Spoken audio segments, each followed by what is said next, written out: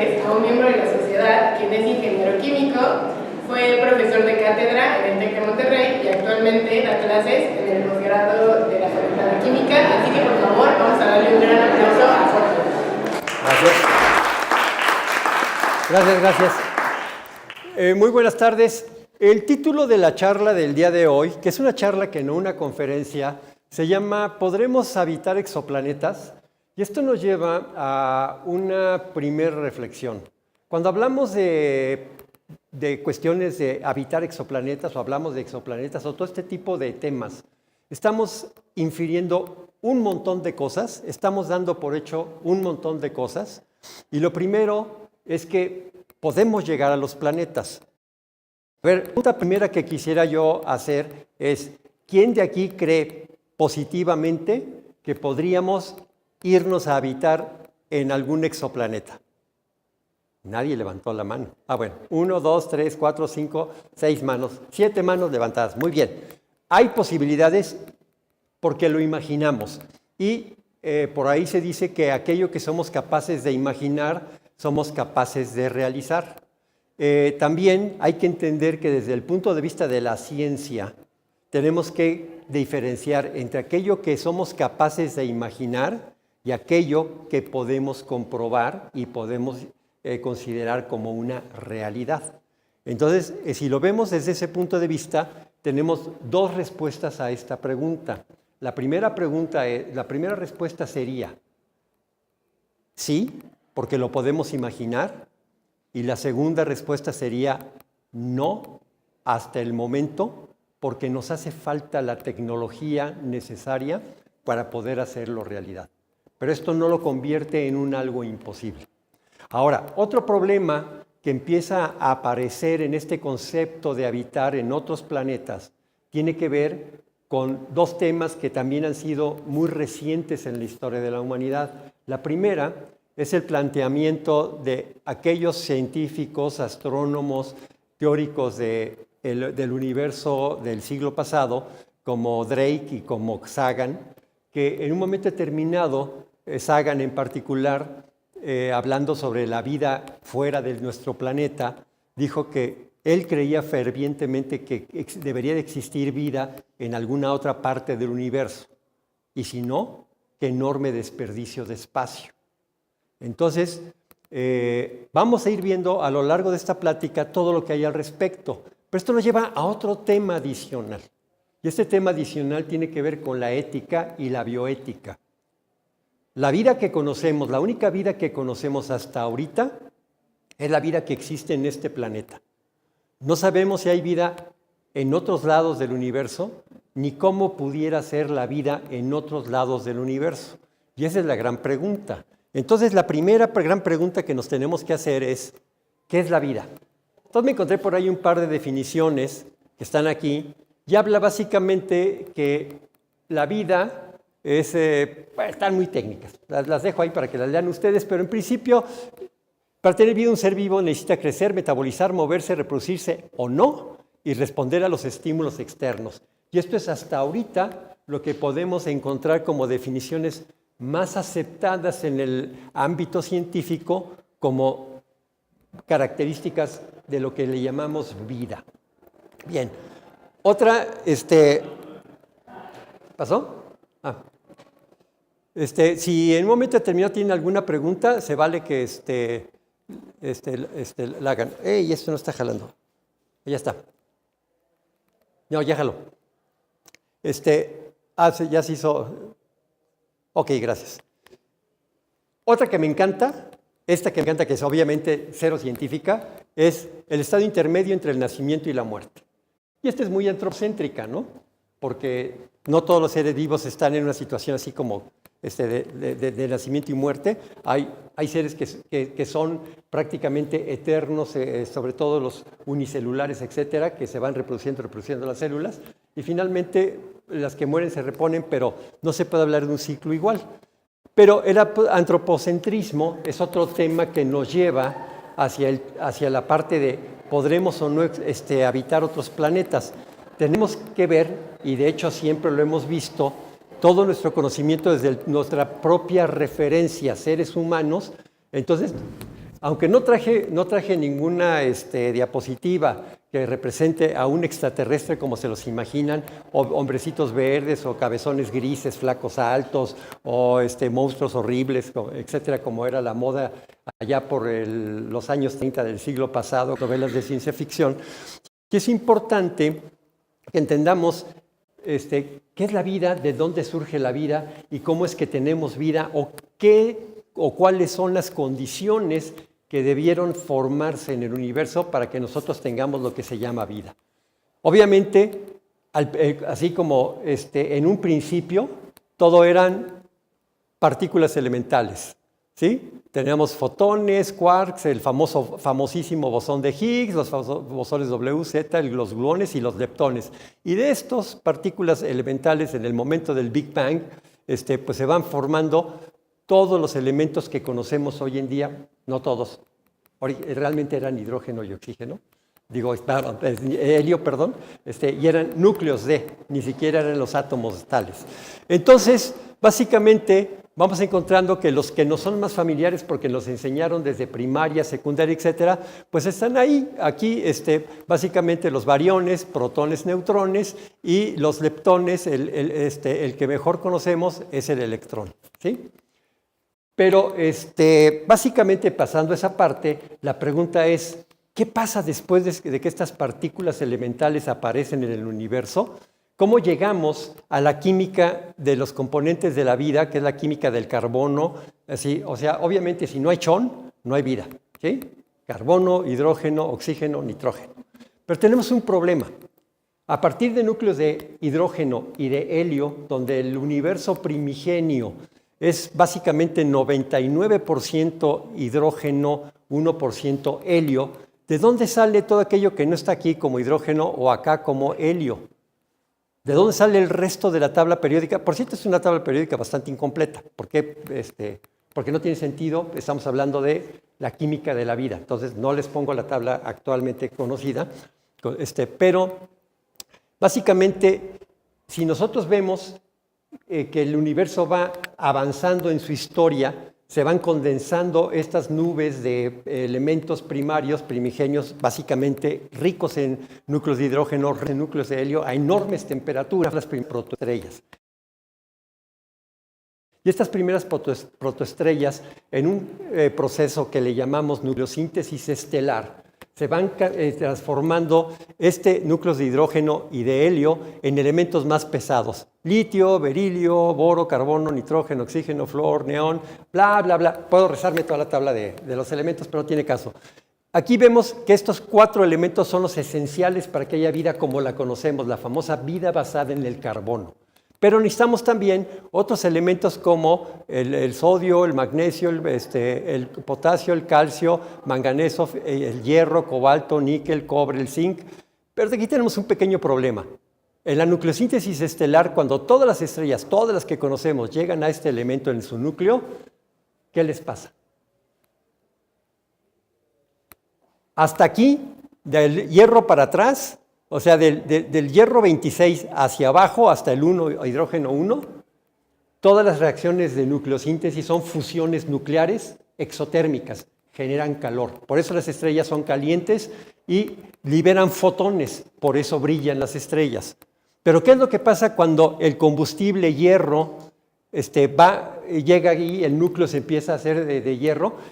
¿Qué pasa cuando este hierro trata de convertirse en cobalto? Que la reacción es endotérmica, requiere energía, requiere calor, ya no le proporciona energía a la estrella colapsa y, otra vez, esto me está saboteando esta cosa. ¡Ey! A ver. Estalla. Y va a estallar la estrella. Cuando la estrella estalla, evidentemente en ese momento, normalmente va a estallar en 2 posibilidades.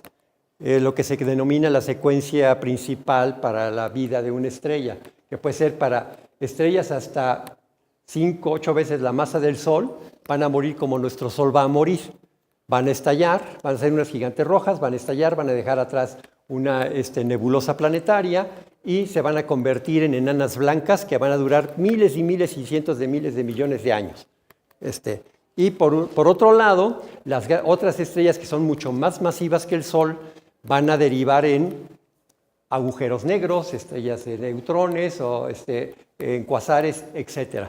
Entonces vamos a tener ahí diferentes tipos de muertes estelares y es en este proceso en donde, sí está bien ahí, gracias, es en este proceso donde empiezan a aparecer en la nucleosíntesis rápida, en un proceso de fusión nuclear. Pasa así, dicho rapidísimo, porque no se trata de hablar de nucleosíntesis el día de hoy. Rápidamente, en ese momento del estallido, la tabla periódica, todo lo que hay de materia, o buena parte de la materia, se va hasta hasta el uranio, y de ahí empieza a decaer en otros elementos de la tabla que van permaneciendo. Obviamente, las cantidades son infinitesimales. Entonces, para llegar a una estrella como nuestro Sol y un planeta como nuestra Tierra, tenemos que vivir muchos ciclos de este tipo de estallidos, estrellas y demás. Y ahorita vamos a ver, por ejemplo, si nosotros vemos, por ejemplo, nuestro Sol, ¿dónde estamos? Nuestro Sol es una masa solar, nuestro Sol, que tiene una vida promedio de 12,000 millones de años. ¿Sí? Más o menos nuestro Sol, las estrellas amarillas tipo G2 como el nuestro, 10, 12,000 millones de años, por ahí es lo que van a vivir. Nuestro Sol, por cierto, como detalle, ya se echó la mitad de su vida para estas alturas del partido. Pero vamos a encontrar que grandes masas, como debieron haber existido en el universo primigenio, cuando se empezó a formar después de la era de la oscuridad total, del oscurantismo, empezaron a haber grandes masas estelares, y masas estelares tan grandes como de 40 masas solares, pues su vida es más o menos de 1 millón de años. O sea, en el tiempo universal, en el tiempo de lo que dura la vida del universo, 1 millón de años es nada. Es casi como que se forma la estrella, colapsa, estalla y ¡pum!, a producir elementos más pesados. Y se calcula que probablemente haya habido una secuencia de estallidos de supernovas a lo largo de la existencia del universo de unas 40, 45 generaciones antes de que se formara la masa con la cantidad de elementos necesarios para formar planetas rocosos como es la Tierra, como lo es Mercurio, como lo es Venus, Marte, y dar espacio o lugar a las condiciones que le dan vida en el universo, o lo que nosotros conocemos como vida, del cual la única evidencia que tenemos somos nosotros. Bien, de estos elementos químicos que tenemos, empezamos a tener ya los elementos importantes que nos dan el espacio de la vida. ¿Y qué creen? Esto que es nuestro ADN y el ARN, las moléculas esenciales que traen toda la información genética que definen a los seres vivos y todas sus interrelaciones de evolución, de vida, etcétera, adaptación y todo lo demás, se componen solamente de 4 moléculas básicas. La citosina, la guanina, la adenina y la tiamina. Nada más 4. Y combinadas en cientos de miles de veces en una molécula de ADN. Y por el otro lado, el ARN, si quitamos la tiamina y ponemos uracilo, tenemos la molécula del ARN también, que es la que nos permite generar también la parte reproductiva y la transmisión genética de los individuos. Bien, ahora, para llegar a una vida inteligente, porque todo el mundo piensa en los extraterrestres y que a lo mejor nos podemos encontrar a medio camino con ellos mientras vamos a conquistar otros mundos, pues obviamente la vida como la evolución y el nivel al que nosotros tenemos no es algo que se dé tan sencillo. El universo es un lugar que es muy poco seguro, realmente es un riesgo para la vida vivir, o sea, el mayor riesgo de vida que tiene la vida es la propia vida. Y la principal causa de muerte hasta ahorita identificada es estar vivo. Entonces, si no están vivos no se pueden morir.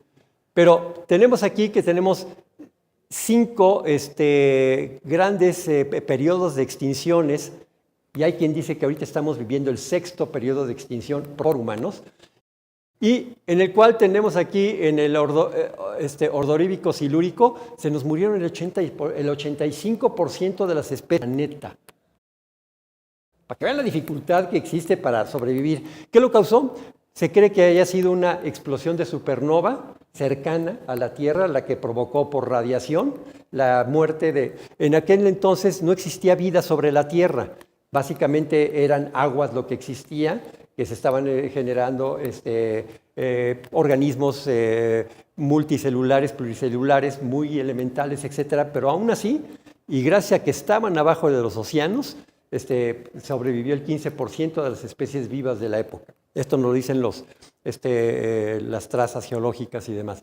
Luego sigue el Devónico Carbonífero, que fue provocado, de acuerdo con lo que se sabe, por un cambio climático y caída de asteroides, una masiva caída de asteroides que acabaron con buena parte de la vida en el planeta. Luego fue el Pérmico Triásico.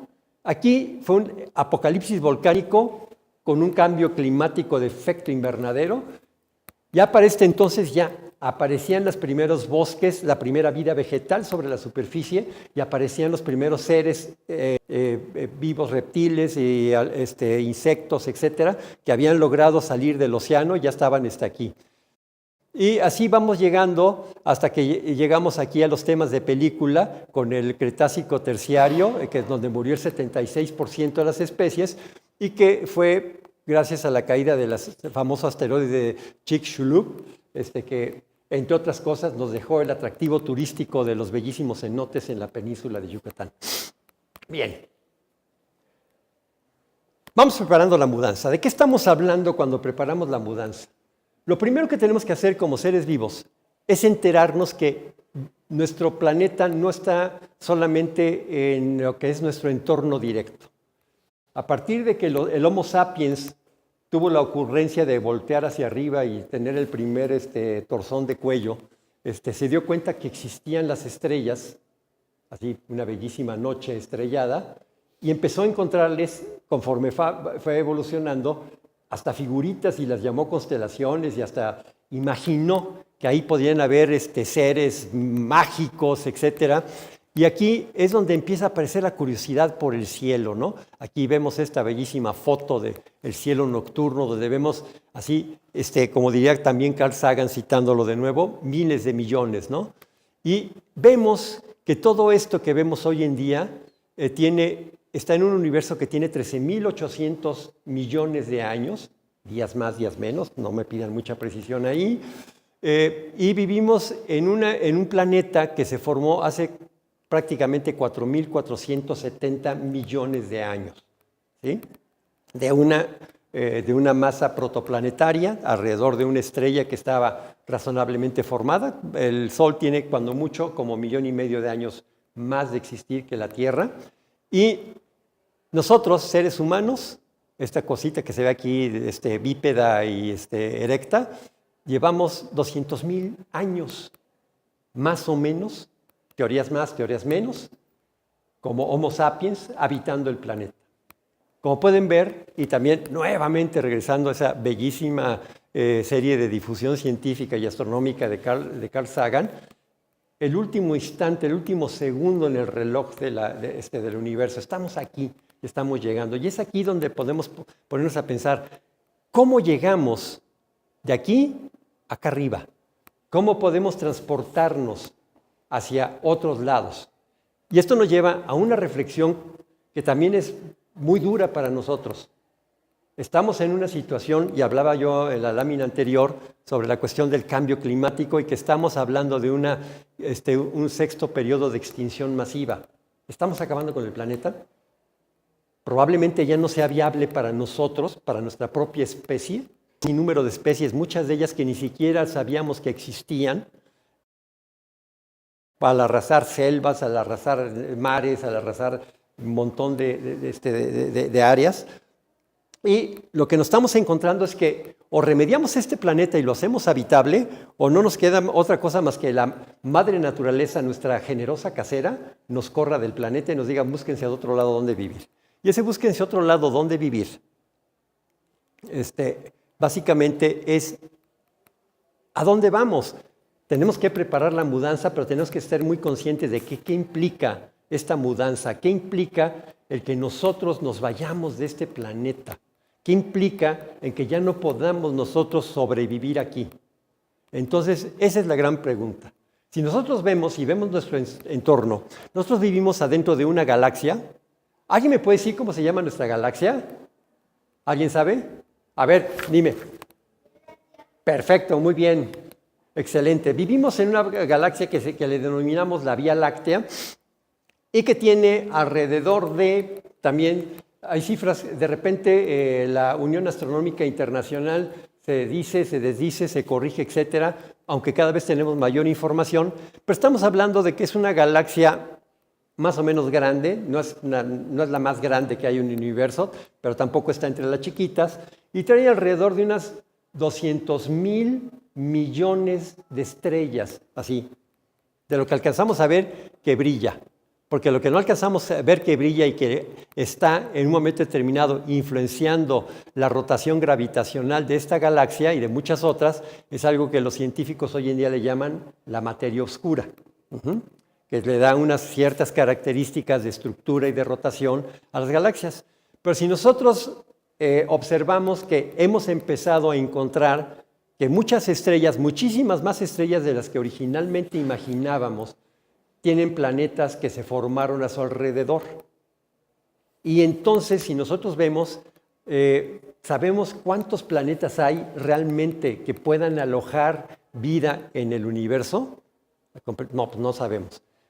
Sabemos que hay exoplanetas, que se han encontrado planetas y demás, pero las investigaciones hasta el día de hoy no han recorrido más allá de este circulito que está aquí. En el centro está el Sol, y este circulito es lo más que hemos llegado a observar sobre planetas o lo que le llamamos exoplanetas. O sea que el terreno para ver, pues obviamente los suburbios están bastante habitables, bastante habitados, aunque no sabemos si hay vida en ellos. Es la pregunta, si hay vida y qué clase de vida está habiendo en esos planetas. Aquí estamos hablando que este circulito tiene un radio de aproximadamente 2,000 años luz desde nuestro Sol. Esto fue estimado en el 2014, o sea que ya este círculo se ha de haber ampliado, no sé, unos 300 años luz más, aproximadamente. Y eso quiere decir que ya hemos encontrado más planetas. Pero, ¿de dónde surgió la idea de pensar en vida en otros planetas, de pensar en la posibilidad de más vida en el universo? ¿A quién se le empezó a ocurrir todo esto? Ya cité yo a Drake, ya cité a Sagan. Y la pregunta es, ¿en dónde o qué clase de estrellas o qué clase de lugares existen en nuestro universo, en nuestra Vía Láctea, en donde podamos encontrar lugares habitables o planetas, etcétera? Y vamos a encontrar que hay aproximadamente 7 clases o 7 clasificaciones de estrellas de acuerdo con su temperatura y su color, en los cuales nuestro Sol anda por aquí, el AG, que es una enana amarilla, que está entre los 5 y los 6,000 grados Kelvin en su temperatura superficial. Pero también hay estrellas mucho más frías, como las tipo M, que están entre 2,500 a 3,500 grados Kelvin, que son rojas, pueden ser rojas de cualquier tamaño, desde enanas rojas hasta gigantes rojas. Y tenemos las más energéticas, las más masivas, que tienen muchas veces la masa de nuestro Sol, que están con temperaturas de 28,000 a 50,000 grados Kelvin, y que tienen colores azul-violeta, ¿no? Estamos del blanco, azul, azul, azul, violeta. Entonces, entre más nos acercamos a esas escalas, estamos hablando de estrellas que pueden ir en cualquier rango de tamaño. Probablemente en los tamaños más pequeños, las que encontremos son las de tipo F, que son las enanas blancas, que están entre 6,000 a 7,000 grados Kelvin en la superficie. Que en su gran mayoría son residuos de estrellas del tipo de nuestro Sol. Bien, no me voy a meter en el detalle, pero se los quise poner aquí para que lo vean. Esta es la famosísima, ¿alguien la reconoce? A ver, dime. Bueno, se supone que la probabilidad de encontrar aparte de un planeta habitable pues, es una civilización, y de civilización una civilización que sea inteligente y que aparte de que sea inteligente, que ya haya podido desarrollar tecnología para comunicar. Y así va la probabilidad. Exactamente. Esa es la famosa. Sí, es correcto. Y esta es la famosísima ecuación de Drake. Y es donde esta ecuación ha sido enormemente criticada en la comunidad científica. Es más, al grado que aquella persona que se atreva a incluirla en una conferencia, aunque sea de divulgación como esta, casi que llegan los científicos y lo crucifican y lo queman en leña verde, ¿no?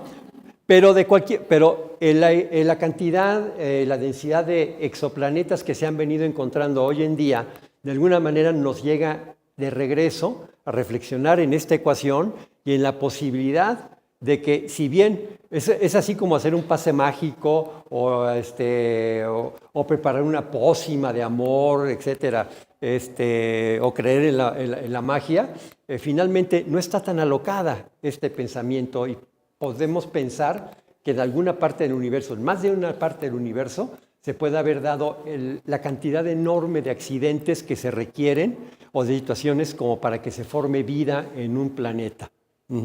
Ya vimos que nosotros hemos pasado por un montón de extinciones de vida previas. No estamos exentos de una futura extinción, pero hoy, ahora, en este planeta, hay una civilización inteligente, una especie inteligente entre todas las especies del planeta, que es capaz de desarrollar tecnología, que es capaz de comunicarse y que es capaz de viajar fuera de su planeta. ¿Alguien de ustedes reconoce qué es esto? ¿Alguna vez les tocó ver esto? Bueno, les voy a decir que a partir de la ecuación de Drake y que se empezó, el mismo Drake fue uno de los grandes iniciadores, otro de los grandes impulsores, Carl Sagan, y la doctora Ellie Arroway del Observatorio de Arecibo en Puerto Rico fueron de los grandes impulsores del proyecto del SETI, que es el Search of Extraterrestrial Intelligence, o sea, la búsqueda de inteligencia extraterrestre. Y hubo un esfuerzo mundial para poder resolver. Se utilizaron varios radiotelescopios, por ejemplo, el VLR, que es el gran arreglo de telescopios que está en Arizona, el radiotelescopio de Arecibo en Puerto Rico y otros radiotelescopios más como el de Perth en Australia, etcétera, que estuvieron recogiendo señales de ruido en el espacio para ver si se podía resolver una señal inteligente. Una señal que se recogió solamente una en todo ese periodo que fueron como 17 años, no recuerdo exactamente cuánto duró, 17 o 20 años el esfuerzo, pero era tal la cantidad de material que se recogió, tal la cantidad de información que se bajó, que hubo una convocatoria pública a todo el mundo. Oye, ¿tienes una computadora? Sí. ¿Tienes tiempo ocioso de procesador? Sí. Oye, inscríbete en el SETI at Home, que era at Home, el SETI at Home. Y te pasaban un programa, lo instalabas en tu computadora y lo corrías y esto es lo que salía en tu pantalla. Este era tu fondo de pantalla. Esto se movía, se iba moviendo, iba pasando las ondas. Entonces te iba pasando en tiempo real lo que tu computadora procesaba. Y lo podías utilizar de fondo de pantalla. En aquel entonces, yo recuerdo, tengo mi diploma, por supuesto, y te pedían, oye, ¿cuál es tu número de usuario? Ponte un nickname de usuario, ¿no? De colaborador. Yo mi nickname era Curious Cat, ¿sí? O sea, gato curioso, ¿sí? Entonces, yo como Curious Cat tengo mi diploma que me lo mandó el SETI por haber colaborado con más de 10,000 horas de proceso de cómputo. Y en aquel entonces yo dirigí una empresa que tenía alrededor de 12 computadoras, que para una empresa más o menos entre mediana y chiquita eran una buena cantidad de computadoras, y las dejábamos porque además podían trabajar en segundo plano. Entonces, trabajos cotidianos de procesamiento de información, y en segundo plano iba procesando la información, y en la noche podías dejar prendidas las computadoras, y obviamente sin otra carga de trabajo, pues avanzaban mucho más. Entonces yo las tenía todas en red, entonces las conecté todas en red a procesar información para el SETI. Entonces, ahí estábamos. Entonces yo puedo decir que colaboré en la búsqueda de inteligencia fuera de este planeta, pero que no encontramos nada. Hasta ahorita no se ha encontrado nada. Ya toda esta información, este proyecto se canceló porque se acabó de procesar toda esa información. Y ahora lo que se está tratando es ubicar señales que tengan cierta lógica y que puedan tener alguna posibilidad de encontrar. Por ahí estaba yo leyendo hace 2 o 3 días que parece ser que hay por ahí una señal candidata que la van a investigar más a fondo porque parece ser que parece que pudiera ser de alguna civilización que esté transmitiendo. Bien, más allá de eso y más allá de la parte anecdótica de buscar inteligencias extraterrestres, que no extraterrestres en la Tierra, por favor, o sea, no confundamos, ¿sí? Eso no, o sea, ni comentar. Pero, ¿qué hemos hecho o qué se ha hecho aparte de buscar? Bueno, se han hecho una serie de esfuerzos para investigar estrellas. Se han mandado misiones espaciales equipadas con telescopios, con sensores, etcétera, para poder ubicar estrellas y poder ver en tránsitos planetarios si se puede ubicar o no planetas alrededor de las estrellas. Y aquí hay algunas de las misiones más o menos que se tienen. Por ejemplo, está el Corot. Falló y cayó, pero hizo mucho ruido y costó mucho dinero. Entonces lo quise poner porque la NASA todavía le duele el presupuesto de lo que se gastaron en el Corot. Está Kepler. Creo que todo el mundo hemos oído hablar de Kepler. Es la sonda más famosa, la que mejores resultados ha dado. Se acabó su misión original y actualmente está en la fase K2, que en este año va a finalizar y sale de servicio el telescopio Kepler. Está Gaia, que está desde 2013 también buscando exoplanetas. Pegase, que es esos típicos proyectos a lo mexicano de que no, espérame, todavía me falta ajustarle un detallito, no, ¿sabes qué? Amplíame el plazo, etcétera. Está como que ya está listo desde hace rato, pero todavía no lo tienen. La misión de interferometría espacial, esa la acaban de cancelar el año pasado. La ACESAT está en proyecto, está en fase de construcción el satélite. Y el Plato, que es una nave espacial que se piensa lanzar para el 2024, que es lo que se tiene ahorita en la búsqueda de inteligencia, bueno, de exoplanetas, más que inteligencia, o sea, no tiene que ver con inteligencia, tiene que ver con la búsqueda de exoplanetas, o sea, lugares en donde pueda existir soporte de vida. Ok, este es el sistema TRAPPIST-1. El TRAPPIST-1 no fue localizado por ningún satélite de observación. TRAPPIST-1 fue un sistema que se localizó en el telescopio TRAPPIST, que está en el desierto de Atacama, en Chile, y esto corresponde a una estrella de clase espectral M8b, que es una enana roja, que está a una distancia de 39.13 años luz de nosotros, o sea, a 12 parsecs. O sea que, yéndonos de aquí, volándole a la velocidad de la luz, tardaríamos 39.13 años en llegar para allá. Y aquí es donde vienen, de repente, los temas de ¿qué hay con el viaje espacial? ¿Sí? Y si dan, lo pueden localizar ahí por la constelación de Acuario. Por ahí anda, por ahí fue localizada. En el hemisferio sur, por cierto. Ahora, para que haya vida en estos sistemas que se han encontrado, necesitamos que ya vimos que hay un montón de clases de espectrales de estrellas y que unas son mucho más calientes que otras. Por eso quise poner TRAPPIST antes de esta, porque es una estrella que trae una temperatura superficial. ¿Alguien se acuerda de como cuántos grados Kelvin? Sobre 3000 grados Kelvin. Como la mitad de la temperatura de nuestro Sol. Obviamente, para que haya vida alrededor de TRAPPIST, bueno, esta es una estrella parecida al Sol, es una G3, más o menos sobre 5 o 6000 grados de Kelvin de temperatura superficial. Y aquí, ¿qué es lo que vamos a tener? Que si nuestro planeta está en esta zona rojita, está demasiado caliente y le pasa lo que le está pasando en nuestro sistema solar comparativamente a Mercurio y a Venus. Mercurio y Venus son planetas que son demasiado calientes como para soportar el tipo de vida que nosotros conocemos. Sé que por ahí hay algunos astrobiólogos que tienen la teoría de que pudieran existir algunos organismos extremófilos vivos que pudieran desarrollarse en la atmósfera de Venus, que es una atmósfera básicamente de ácido sulfúrico, y es bastante tóxica, es bastante corrosiva, y además pues, vive con temperaturas muy altas por el efecto invernadero. Por otro lado, está la zona verde, así muy ecológica, que es la zona de vida, que es en una distancia donde el planeta tiene exactamente las condiciones de temperatura, de luz, etcétera, como para poder desarrollar la vida, y vuelvo a hacer énfasis, como nosotros la conocemos. ¿Sí? Que no sabemos si sea el único tipo de vida basada en el carbono, la que nosotros conocemos, pero volvemos a lo mismo, es una visión antropocentrista. Entonces queremos pensar que toda la vida en el universo se tiene que parecer a la nuestra, pero no es necesariamente eso una realidad.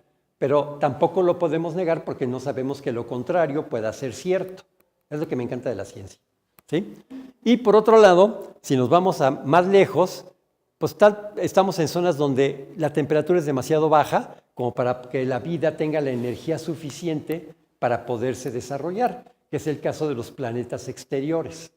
Marte estaría en esta zona de transición, ya el cinturón de asteroides caería perfectamente ya en esta parte, y de aquí para acá, pues estamos hablando de Júpiter y los planetas exteriores.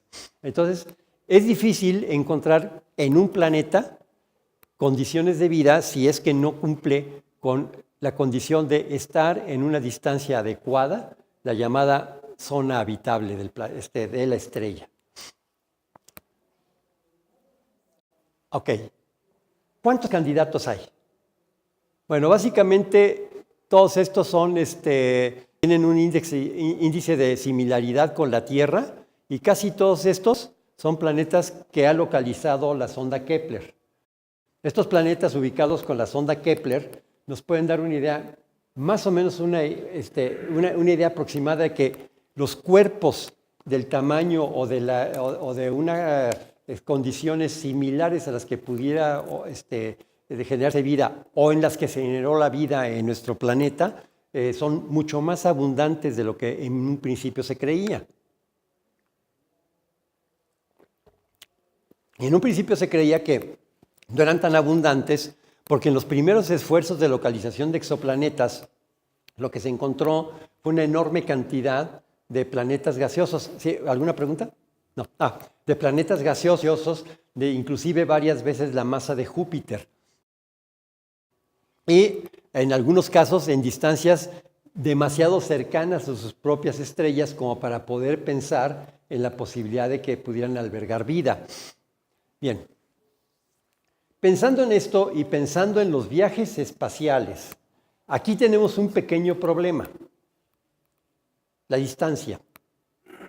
¿Qué tan rápido podremos viajar como para que sea viable, para que nos pueda ser en un momento determinado factible llegar a habitar otro planeta? ¿Alguien sabe o me pudiera decir cuál es la estrella más cercana, no a nuestro planeta, porque eso ya sabemos que es el Sol y es una pregunta de trampa que no me gusta hacer porque da mucha risa? Pero a ver, pequeña, dime. ¿Ven? Me adivinó la pregunta. Muy bien, excelente. Sí, la estrella más cercana a nuestro Sol, a nuestra estrella Sol, es Próxima Centauri, que es un sistema binario.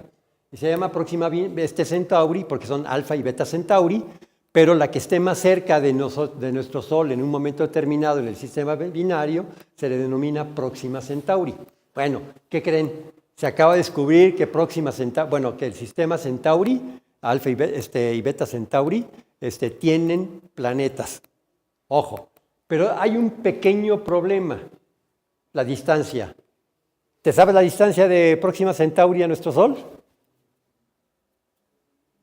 No, si no te la sabes, no te preocupes, ahorita te la digo. Si tuviera, Ajá. imagino que es un astronauta y viaja a Próxima Centauri, pero mi edad de ahí, voy a viajar a la otra Centauri, voy a tener 10 años, la voy a sentar para la Tierra, voy a tener 14 años y voy a tener mi misma edad de ese, pero mi mamá no me considera. Bueno, eso ya nos lleva a un tema relativista que tiene que ver con aceleraciones a muy altas velocidades. Pero Próxima Centauri está aproximadamente a 4.2 años luz de distancia de nuestro Sol, aproximadamente. Entonces, el problema que tenemos es que las distancias planetarias desde nuestro Sol a los planetas fuera de nuestro sistema solar son extremadamente grandes. Y con las tecnologías actuales, a pesar de que volvemos otra vez al tema de la imaginación y de que aquello en teoría yo puedo pensar en todo aquello que yo quiera, el problema es que realmente yo lo pueda demostrar. no tenemos el mecanismo o la forma de viajar a más allá de una pequeña fracción de la velocidad de la luz. La velocidad de la luz, en términos generales, es de unos 300,000 kilómetros por segundo. Y esta tabla la puse aquí precisamente por eso. Un kilómetro es 1.0 veces, esto es nuestra unidad de medida, como vamos a ponerla como nuestra unidad base, no el metro, sino el kilómetro esta vez, y va a ser nuestra base de medición. Y es la distancia en la que medimos a qué tan lejos están nuestros satélites artificiales en términos espaciales. Aguántame tantito.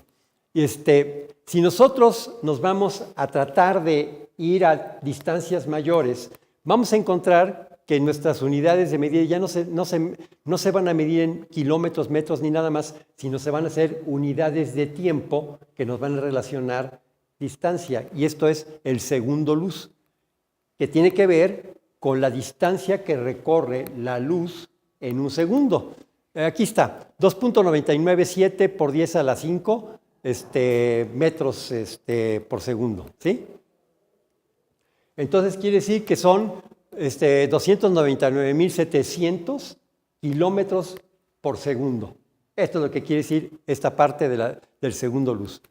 Ahora, si nosotros vemos en unidades astronómicas, estamos hablando de que una unidad astronómica, ¿cuánto tiempo dura una unidad astronómica? ¿Alguien sabe cuánto vale una unidad astronómica en efectos de tiempo?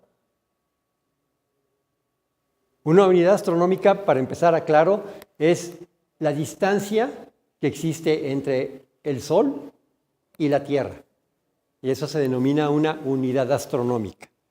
Y esta unidad astronómica medida en kilómetros es de 1.5 por 10 a la 8, ¿sí? O sea, 1.500.000 millones, 1.5 millones de kilómetros, ¿sí? De aquí al Sol, que es más o menos, la luz se tarda más o menos unos 8 minutos en recorrer, ¿sí? Entonces, 8 minutos es el equivalente a una unidad astronómica o esto. Entonces, si ya vemos de aquí al Sol, ya simplemente la luz, que es la velocidad más rápida que conocemos, se tarda 8 minutos en llegar. O sea que, ¿alguien estuvo aquí con nosotros en la observación solar hace rato? Sí. Bueno, lo que estaban viendo es lo que lo que el Sol emitió hacía 8 minutos antes de que ustedes lo vieran, ¿sí? Estaban viendo hacia el pasado. Es nuestro Sol, pero están viendo hacia el pasado. Entonces es una parte que es bien importante. Entonces, conforme vamos nosotros buscando objetos más lejanos, encontramos la unidad de año luz, que son así como que 9.46 por 10 a la 12. Y esto se aplica para estrellas cercanas, años luz. Hablábamos de Próxima Centauri, que está a 4.2 años luz de distancia. Hablábamos del sistema Pan-STARRS 1, que está a 390 y pico 70 y pico de años luz de distancia. 37 y algo de años luz de distancia. Lo podemos checar. Nosotros dijimos 39.13 años luz de distancia, para no decir mentiras. Y cuando llegamos a estos puntos de 39 años luz, esto es viajando a la velocidad de la luz. Pero si nuestra velocidad máxima no llega al 10% de la velocidad de la luz, vamos a pensar que sea el 10% de la velocidad de la luz, así que se pudiera construir una nave tan rápida como para volar al 10% de la velocidad de la luz, ¿sí? Que serían como 30,000 kilómetros por segundo. No tenemos ningún aparato hoy en día que vuele esas velocidades o que se desplace en el espacio esas velocidades. Tardaríamos 10 veces más en años luz para llegar. Estaríamos hablando de 390 años para poder llegar, nada más de ida, el viaje de ida, olvídense del de regreso, ¿sí? Y aunque tengas la misma edad, cuando te fuiste a la estrella por el efecto relativista, pues vas a tener 399 años más que los que tenías cuando saliste. Y nadie vive tantos años, ¿sí? Entonces tendría que ser generaciones, muchas generaciones, y entonces nos empezamos a encontrar la dificultad para realizar los viajes espaciales. Y no solamente es la distancia, porque si nosotros queremos salirnos de nuestra galaxia y queremos visitar a nuestros vecinos más cercanos, hablamos ya de megaparsecs. ¿Se acuerdan que aquí hablamos de los...? No No hablamos del parsec, pero un parsec es una distancia equivalente a aproximadamente 30 años luz, y se define como un segundo de arco, ¿sí? Que es la distancia en la bóveda celeste como un segundo de arco. Y hablamos de megaparsecs, ya estamos hablando de millones de parsecs. Así, entonces millones, o sea, estamos hablando de miles de millones de kilómetros de distancia. Y obviamente estamos hablando de muchísimos años de viaje, ¿sí? Entonces, cuando vemos que el universo es un lugar muy grande, muy, muy grande, es enormemente grande, la pregunta es, vuelvo a repetir la pregunta, ¿podremos habitar exoplanetas? No me diga que ya cambiaron de opinión. Ok, las respuestas, o no las respuestas, pero los temas a meditar o los temas a pensar a este respecto, podemos pensarlos en lo siguiente. ¿Dónde estamos? No, tú acá estás. Tenemos buenas y malas noticias con respecto a la posibilidad de habitar otros planetas. Como somos muy positivos aquí, primero hablamos de las buenas noticias. Vamos a levantarnos el ánimo. Ya me vi muy depresivo en la presentación. Oye, está muy bien la vida, etcétera, los planetas, los descubrimientos, los satélites, todo esto, pero ¿cuáles son las noticias? Ok, tenemos una gran conciencia sobre el universo. Desde la segunda mitad del siglo XX, vamos a decir prácticamente todo el siglo XX, pero muy, muy acentuadamente a partir de la segunda mitad del siglo XX hasta nuestros días, los conocimientos sobre el universo, la ciencia, la física, la fisicoquímica, etcétera, han sido apabullantemente acelerados. Cada vez sabemos más, entendemos mejor o creemos que entendemos mejor lo que es nuestro entorno universal y creemos que entendemos mejor los fenómenos que estudia la ciencia. Por lo menos así lo sentimos. Yo lo creo fervientemente que sí, que estamos por el buen camino, que esa es la forma correcta de analizar todo aquello que nos rodea y lo que nos hace sentido de la vida. Vivimos en la mejor época tecnológica hasta el momento, ¿sí? O sea, hemos desarrollado...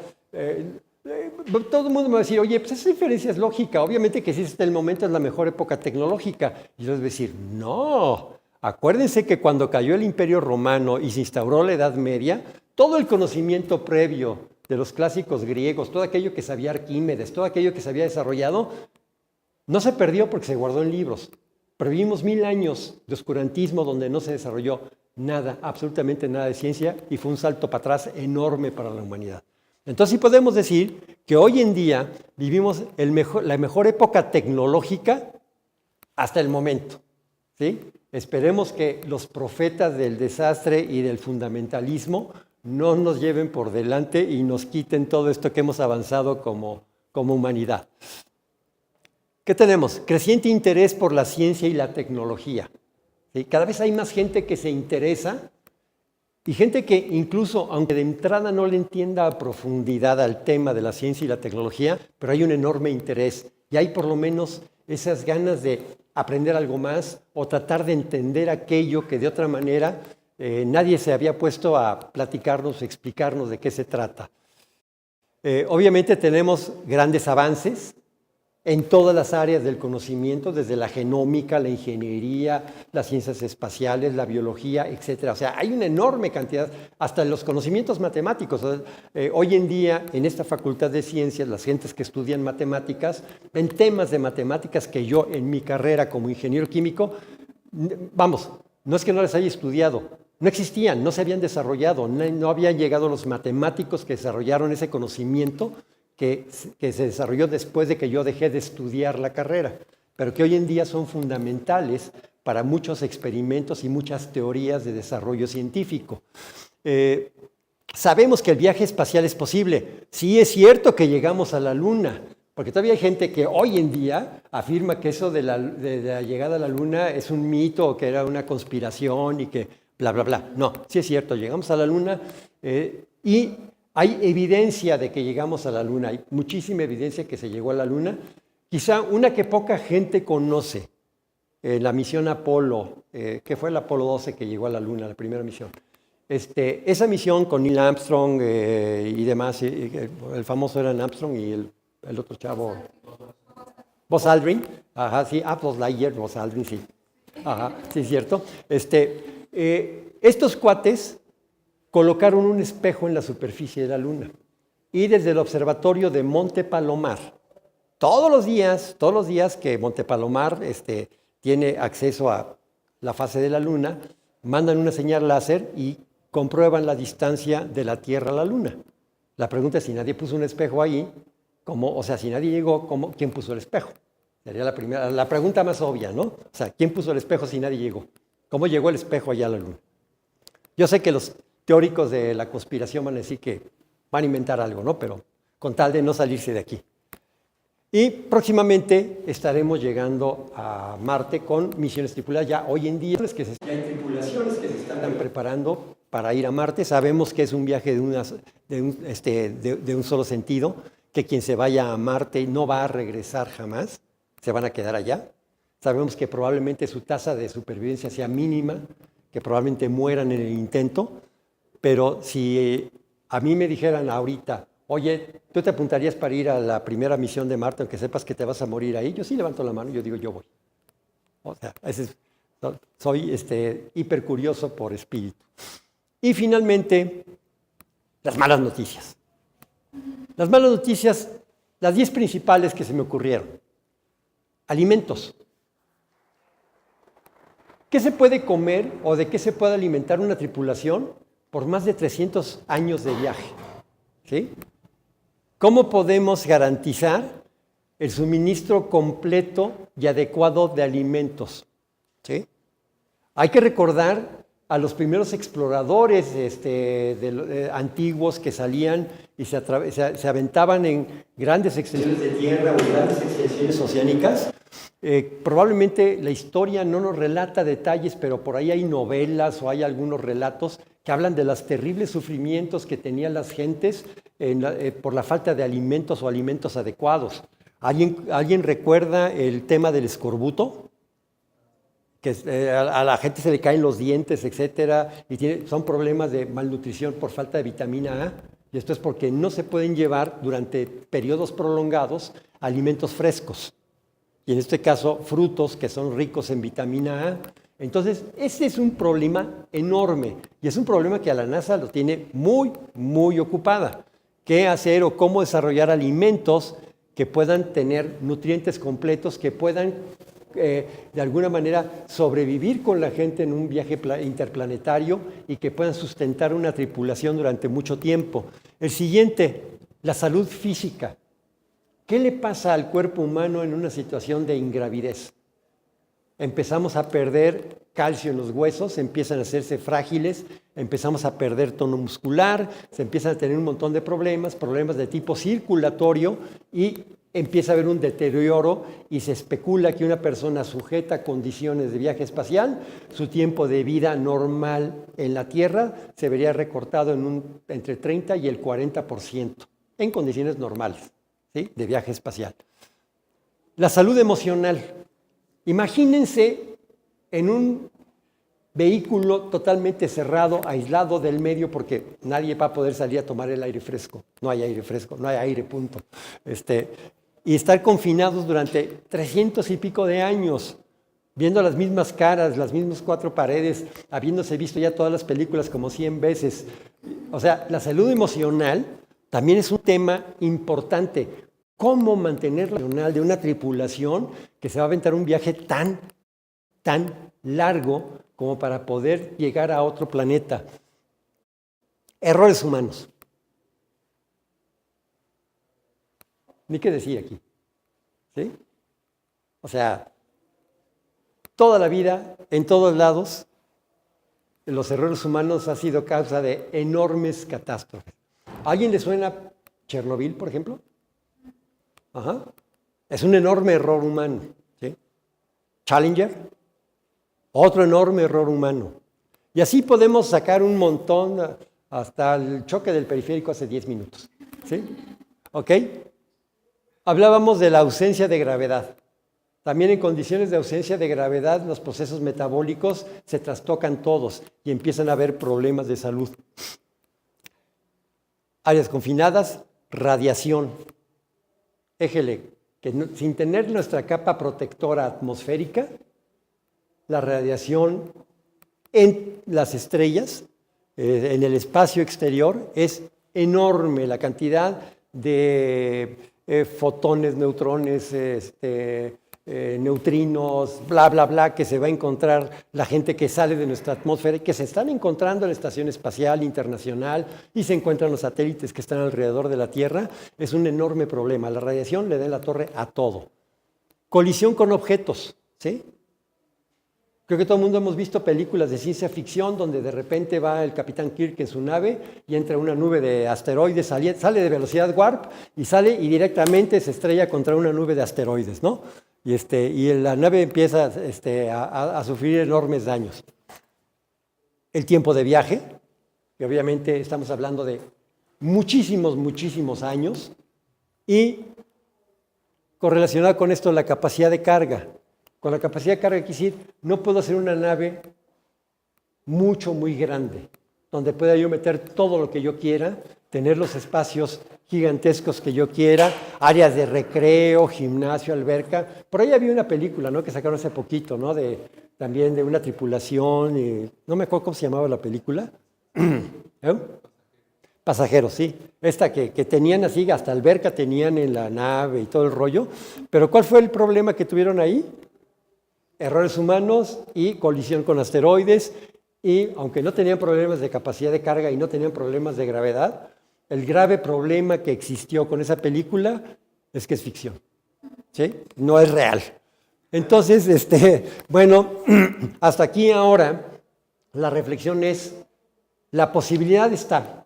¿Es posible habitar otros planetas? Sí, es posible.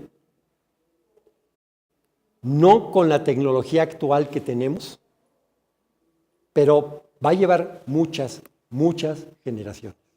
Y la pregunta es, si no nos extinguimos nosotros mismos antes de tiempo, ¿cuánto nos queda para habitar este planeta? ¿Alguien tiene alguna idea? Ya les di la pista a lo largo de la plática. ¿Perdón? En lo que dura nuestro Sol, exactamente, nuestro Sol, para que antes de que nos engulla, cuando se convierta en una gigante roja, cuando esté llegando al núcleo de hierro que se va a expandir, pues va a engullir básicamente Mercurio, Venus, Tierra probablemente, y nos convirtamos así en plasma, todo el planeta.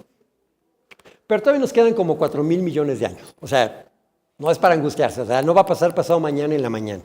Nos quedan como 4,000 millones de años, y vuelvo a insistir, si no nos extinguimos como especie, si no desaparecemos como especie, vas a tener la posibilidad de desarrollar viajes en el espacio y desarrollar la tecnología necesaria para ello. Bien, creo que ya se me acabó el tiempo, así que pues no me queda más que decirles que muchísimas gracias.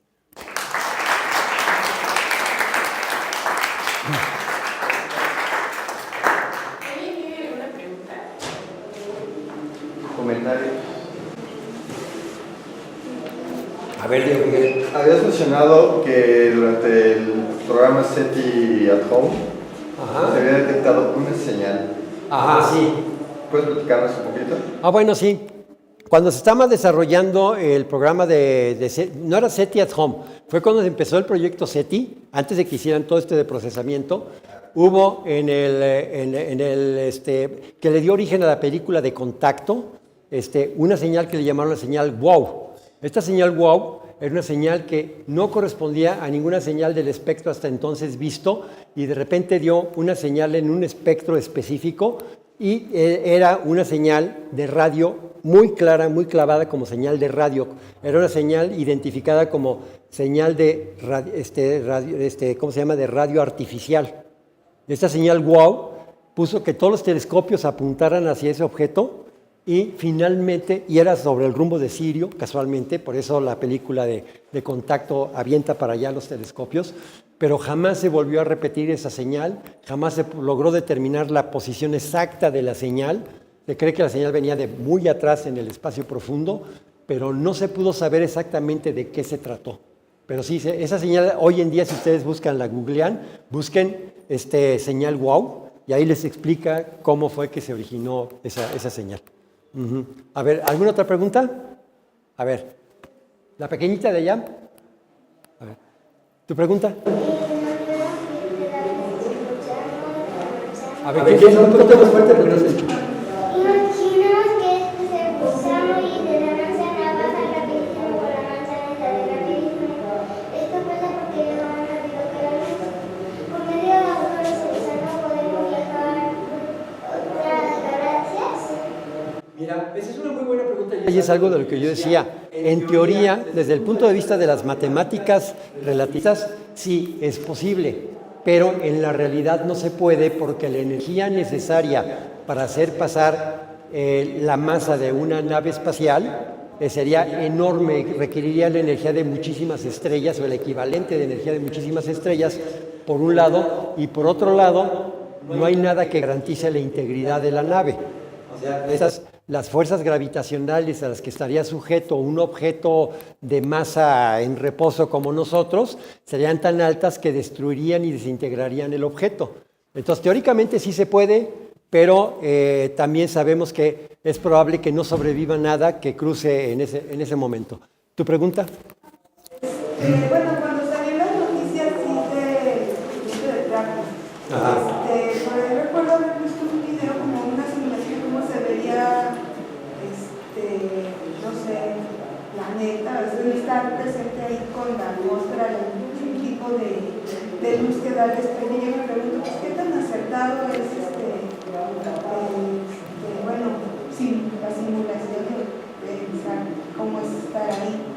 Ok, mira, la simulación es un ejercicio de imaginación.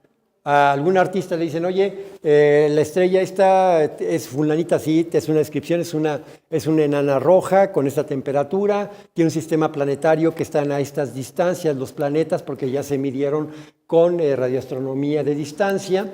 Y lo más interesante, todos los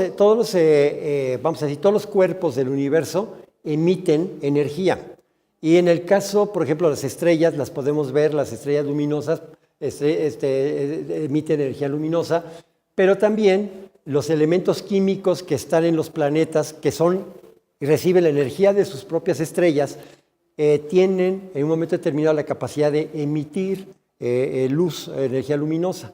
Entonces, cuando esta energía luminosa se capta y se pasa por un espectrómetro, se puede ver qué elementos químicos la componen. Y se ha encontrado que hay 7 planetas en el sistema TRAPPIST-1 que contienen atmósfera, y atmósferas que son ricas en nitrógeno, oxígeno, carbono e hidrógeno. Sorpresa. Entonces son lugares y están en zona habitable además. Entonces la posibilidad de que se pueda desarrollar vida en ese sistema de la estrella TRAPPIST-1 es enorme. Ahora, más allá, ahora vemos. Lo que sigue, la ilustración y los videos y todo eso que se hicieron a partir de ahí son interpretaciones artísticas de cómo podría verse, pero no existe la certeza de que sean exactamente así. Es una interpretación artística. ¿Nada más? ¿Ok? Bueno, pues muchísimas gracias. Individuo otorga la mención de constancia por su participación. Bueno, este 3 de mayo del 2018, con la ponencia Podemos habitar exoplanetas, a Jorge Leiva Hernández. Por favor, hay que darle un gran aplauso. Muchísimas gracias.